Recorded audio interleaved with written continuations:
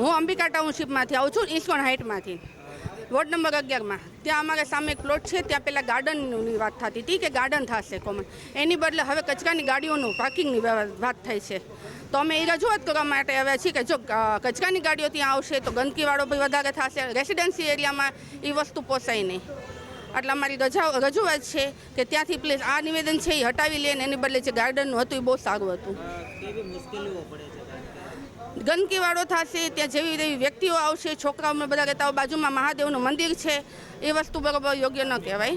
એટલે મારી રજૂઆત છે કે જો ન થાય તો વધારે સારું.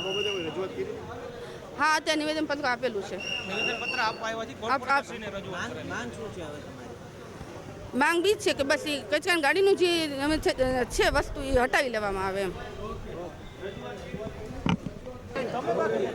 મારું નામ પ્રજ્ઞેશ પરસાણા છે. અમે Ambika township ISKCON heights ward number 11માંથી આવીએ છીએ.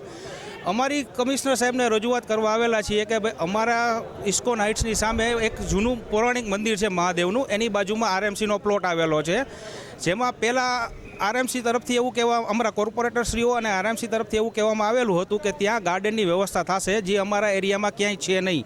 પણ રિસન્ટલી હમણાં અઠવાડિયાથી અમને એવી જાણ થઈ છે કે ત્યાં 6 વોર્ડની ટિપ્પર 1નું પાર્કિંગ આવવાનું છે. હવે ટિપ્પર 1નું પાર્કિંગ આવે તો પહેલી સમસ્યા, મંદિરની બાજુમાં જ એક્ઝેક્ટ ટિપ્પર 1નું પાર્કિંગ આવે એટલે ત્યાં ગંદવાળો થાય. મંદિરમાં જે રોજ બધા વૃદ્ધો અને બાળકો પૂજા કરવા માટે આવે છે તેમને એકદમ નડતરરૂપ થાય.